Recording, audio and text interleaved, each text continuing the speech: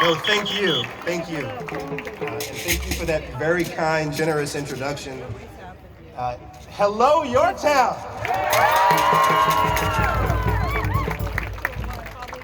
Oh, man. It feels really good to be in this space and to be with all of you at this first ever event. This is one of the many signs of progress that I am so proud of when I think of this incredible congressional district. After a long year of social distancing and Zoom calls, it feels so good to be back together in person today, especially as we celebrate one of my favorite holidays, Pride.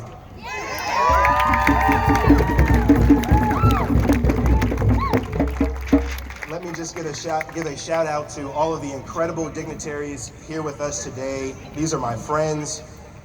These are my incredible partners in government, and I'm so proud to have just the full complement of elected officials who understand the paramount importance of the affirmation that this holiday stands for. And let me just say that it is a testament to the hard work of all of you in Yorktown, specifically Yorktown for Justice, and all of the organizers and activists, yes, who are working to advance equity and to build community here in Westchester and throughout our region every single day. Many of you know, as you just heard, that I'm the first openly gay Black member of Congress, and it is a distinction that I proudly claim.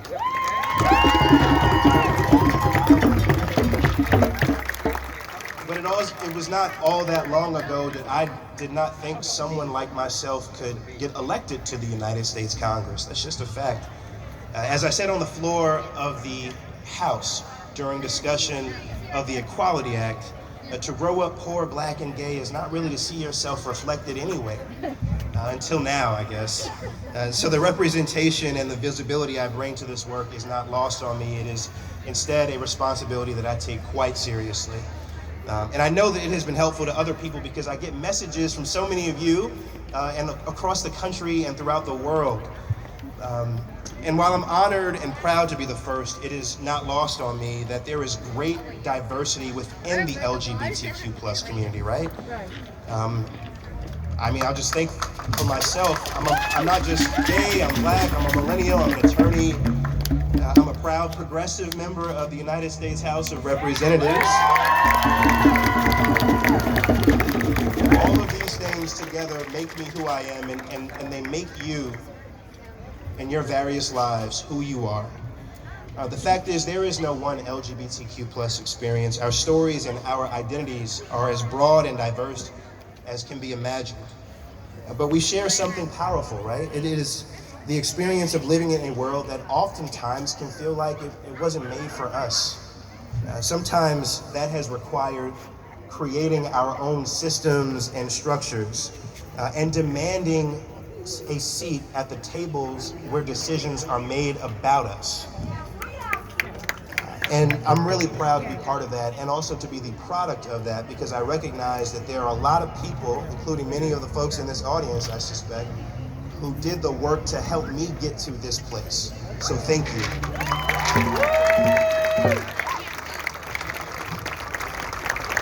That shared experience of resilience and creativity enables us to approach big issues and challenges from unique vantage points. It allows us to understand and accomplish more together than any of us ever could alone. And it's why today we see out proud LGBTQ plus individuals in politics and in law and in business and in the arts and in science and so much more. So this progress, as I just alluded to, has not been achieved by accident. It's because people like us came together and have fought for this. And nowadays, with marriage equality as the law of the land,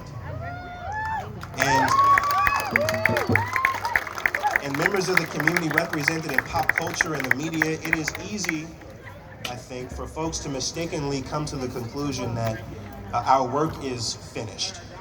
But that is not true. In fact, it could not be further from the truth, given a lot of the things that we are seeing throughout this country today and throughout the world. We know that under federal law, LGBTQ plus individuals can still be evicted from their homes, discriminated against in the lending context, and also in the context of education, simply because of who they are and who they love. We know that far too many LGBTQ plus couples are still denied the ability to adopt children, or at a minimum are forced to endure unjust obstacles just to be able to do so. And we know that trans people, and Black trans women in particular, are still being attacked and murdered at disturbing rates just for living as their authentic selves. Let us be mindful of this as we think about how far we have come and where we still need to go. I raise these truths not to be a pessimist, but because, like all of you, I understand how much is at stake, and I care very deeply about these issues and about our communities. And we have the ability to make real progress. Earlier this year, I was very proud to help pass the Equality Act in the United States House of Representatives.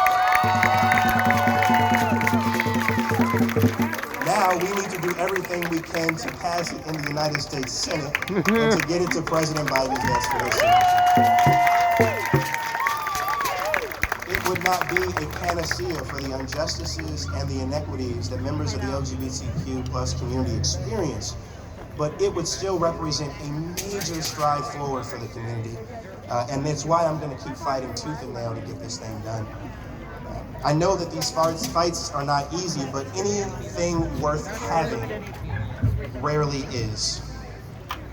And in those moments when I find myself discouraged or wanting to give up, I think of the world that is possible if we just fight for it. A world in which every family is judged by the love it shows and not how it identifies. A world in which no one has to question whether it is safe to show up in the world as they are. A world in which a kid growing up closeted like myself across the river in the village of Spring Valley can grow up thinking that he or she or they can be a member of the United States Congress.